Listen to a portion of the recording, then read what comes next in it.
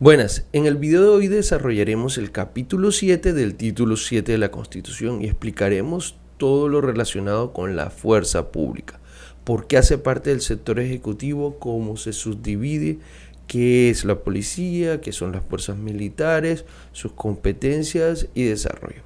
No les digo más, comencemos. Capítulo 7 de la fuerza pública. Arranca con el artículo 216. La fuerza pública está integrada en forma exclusiva por las fuerzas militares y la Policía Nacional.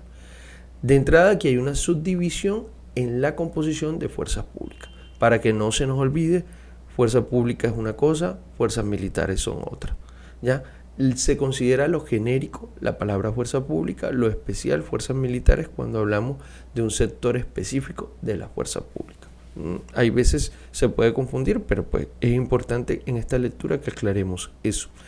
Indica lo siguiente: todos los colombianos están obligados a tomar las armas cuando las necesidades públicas lo exijan para defender la independencia nacional y las instituciones públicas. La ley determinará las condiciones que en todo tiempo eximen del servicio militar y las prerrogativas por la prestación del mismo.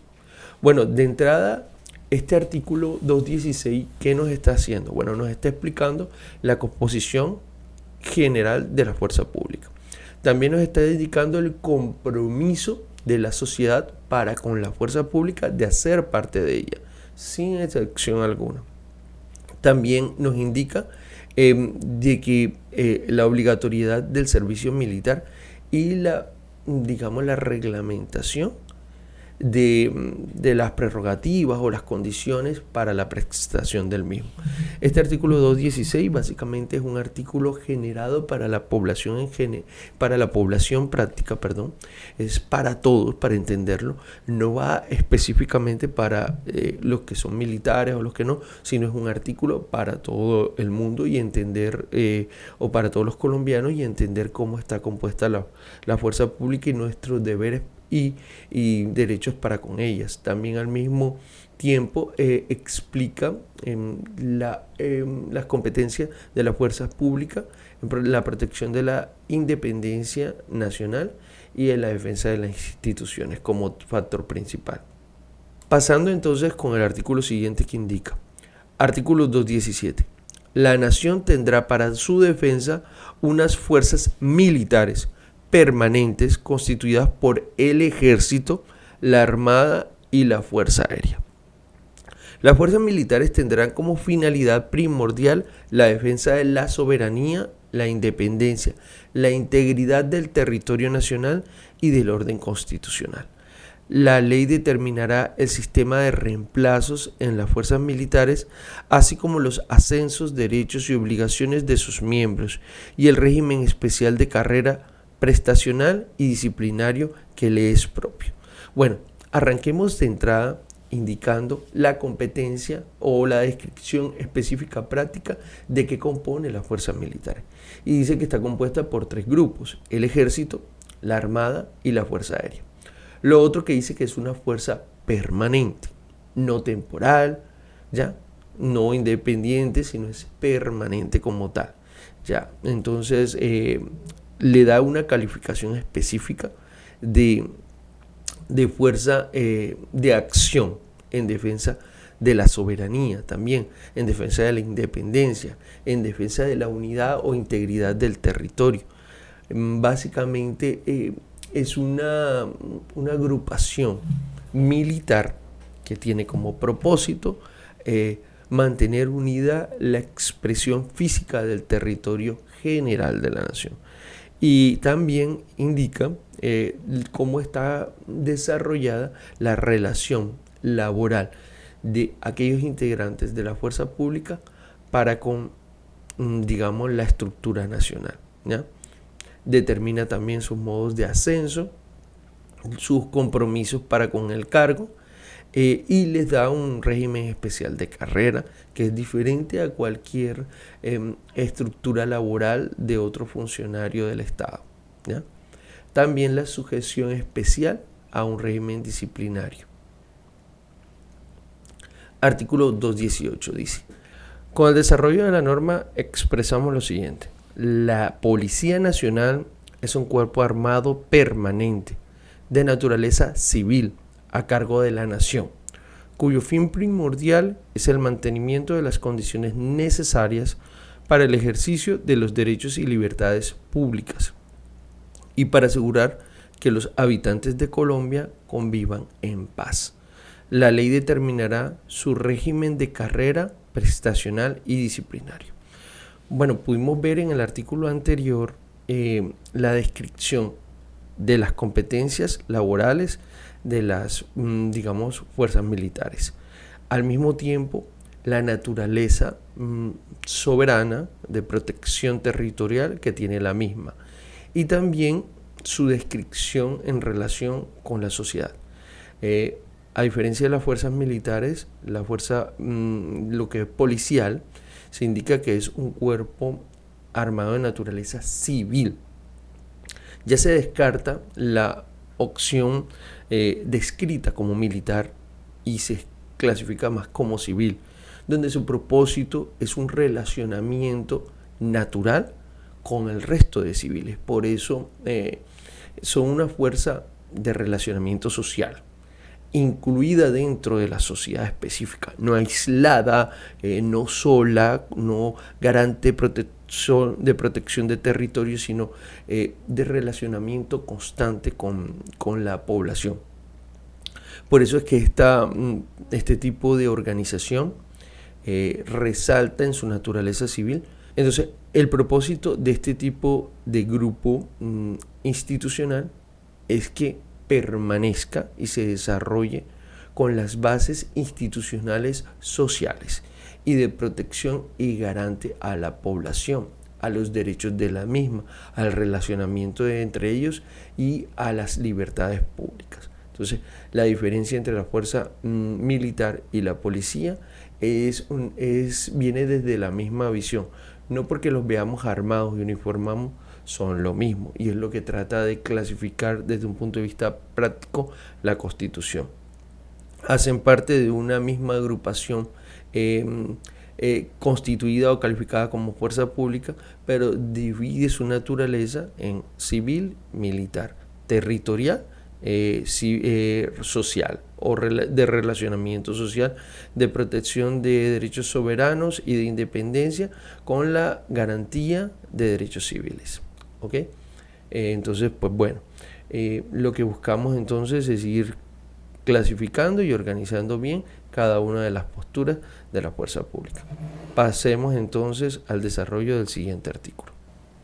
Ok, continuamos entonces con el artículo 219 que indica: la fuerza pública no es deliberante, no podrá reunirse sino por orden de autoridad legítima, ni dirigir peticiones, excepto sobre asuntos que se relacionen con el servicio y la moralidad del respectivo cuerpo y con arreglo a la ley.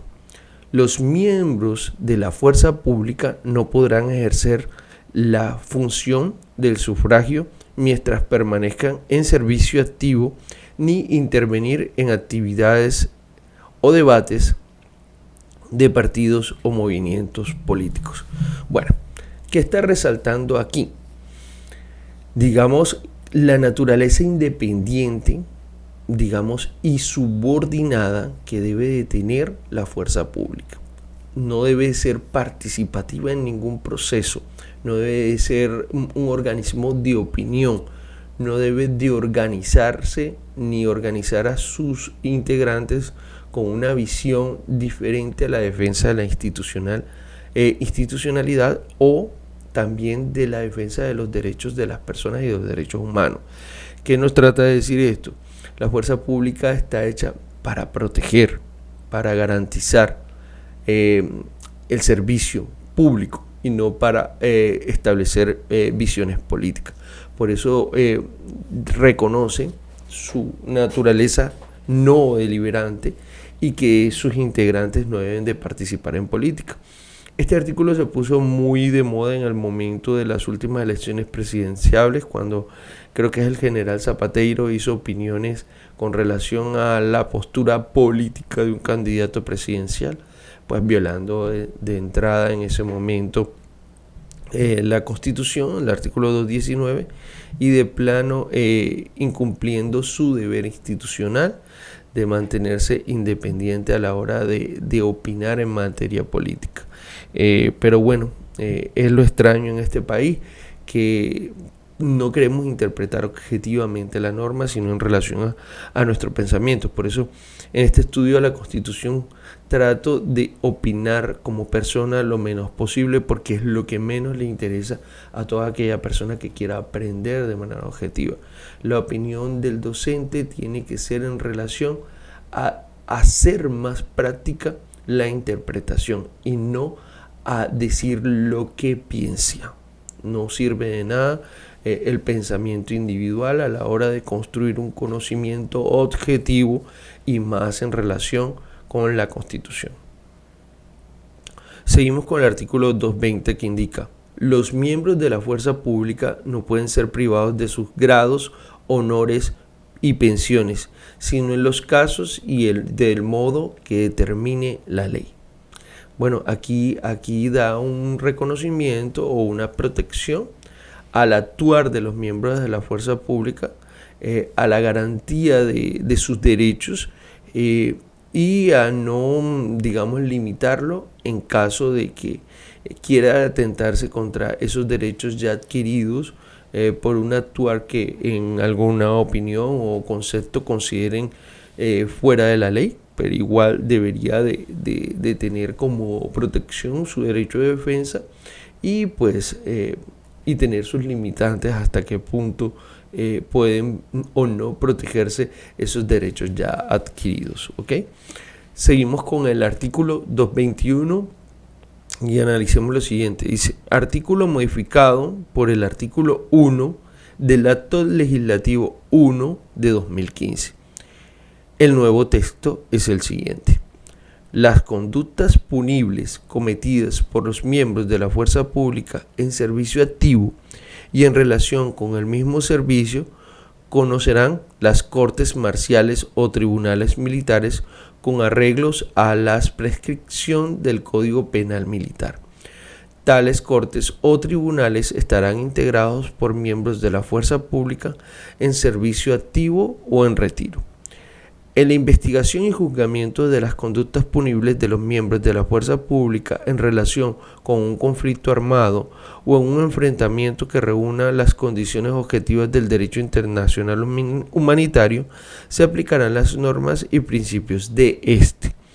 Los jueces y fiscales de la justicia ordinaria y de la justicia penal militar o policial que conozcan de las conductas de los miembros de la fuerza pública deberán tener formación y conocimiento adecuado del derecho internacional humanitario. La justicia penal militar o policial será independiente del mando de la fuerza pública. Bueno, aquí lo que hay es un reconocimiento específico por factores de competencia a la fuerza pública, que sean juzgados por personal, primero, con conocimientos en derechos humanos, segundo, en el desarrollo de una competencia práctica militar, que tengan al mismo tiempo una protección objetiva en la interpretación de sus derechos por personas que hacen parte de la misma institucionalidad, que la entiendan, que la comprendan, que conozcan su normatividad y demás. En nuestro país hay muchas opiniones con relación a este tema, pero las opiniones tienen que ver más desde el punto de vista para que estas personas puedan, como le digo, poner en práctica la protección de esta justicia en caso de que se excedan y demás, consideran que no es conveniente que sea juzgado por los mismos militares, dado de que en ocasiones dicen, no, que se tapan con la misma colcha, que pueden violar derechos. Miren, independiente de las actuaciones militares, cada situación que la fuerza pública haga que tenga efectos contra terceros tiene, digamos, una representación práctica tanto en el derecho civil como en su afectación, como en el derecho público, dado que la fuerza pública hace parte del sector institucional. por lo cual siempre va a haber un análisis general del caso, independiente de que tenga un estudio práctico de la situación. Entendiendo a las fuerzas militares por cuestiones de eficiencia, interpretación práctica y exagerada competencia, y por especificidad, sería conveniente que sí, que sean unos tribunales que hagan el estudio. A lo mejor no estoy tan de acuerdo con que sean de manera exclusiva militares, pero pues de que estos tribunales o jueces puedan tener también una naturaleza civil, perdón, y que el estudio sea siempre objetivo, y sí considero que sea especializado, porque las actuaciones deben de hacerse en el marco del conocimiento específico de cada cargo, y teniendo en cuenta que somos uno de los países con una mayor integración o más cantidad de fuerza pública que hagan parte del sistema penal. Sería una congestión bien jodidita cuando los casos no tengan relación directa a delitos cometidos fuera o en el desarrollo de sus competencias, como policías, fuera del desarrollo, o como militares como tal, fuera del desarrollo de sus competencias, sí, la justicia ordinaria les aplicaría. Pero en el desarrollo práctico de sus competencias, sí estoy de acuerdo que haya una justicia penal militar, pero que pueda ser partícipe, o que siga siendo partícipe también, integrantes de personas que no sean militares, o que decidan aplicar o participar de este modo, pero que tengan un conocimiento jurídico y que haya una interpretación muy objetiva. Entonces, pues, ahí cada quien puede opinar en relación a esto, qué consideran mejor, qué consideran peor, qué consideran que debe de cambiar. Yo creo que como está bien. Artículo 222, seguimos. Dice: la ley determinará los sistemas de promoción profesional, cultural y social de los miembros de la fuerza pública. En las etapas de su formación se les impartirá la enseñanza de los fundamentos de la democracia y de los derechos humanos. Bueno, miren, este es un articulito bastante sencillo. Habla de, digamos, la promoción o el desarrollo práctico de los integrantes de la fuerza pública, de su desarrollo profesional y social también, y, digamos, establece un perfil principal de conocimientos a los cuales se les debe integrar los derechos o los fundamentos de la democracia, que es a la que en realidad ellos protegen, y como tal los derechos humanos, que como vimos en el artículo anterior son claves desde el punto de vista práctico de las funciones de la fuerza pública. Artículo 223. Solo el gobierno puede introducir y fabricar armas, municiones de guerra y explosivos. Nadie podrá poseerlos ni portarlos sin permiso de la autoridad competente. Este permiso no podrá extenderse a los casos de concurrencia a reuniones políticas, a elecciones o a secciones de corporaciones públicas o asambleas, ya sea para actuar en ellas o para presenciarlas. Bueno, listo. ¿Qué nos está indicando en este artículo? Bueno, nos está indicando el monopolio exclusivo, primero, de las armas en la estructura institucional pública por parte de las fuerzas de la fuerza pública. También nos dice que no solo tienen el monopolio, sino que al mismo tiempo tienen el deber institucional de su fabricación como un mecanismo de control de producción, ya, de las armas y de los elementos que les integran, como las municiones y explosivos también. También hay una exclusión con relación a no, digamos, extender los permisos en casos de concurrencia a reuniones políticas y demás. Y también indica digamos, el porte exclusivo o la autorización para portar armas debe ser extendida en relación a ese monopolio que tienen la fuerza pública, debe ser extendida por un permiso de una autoridad competente, que tenga la competencia.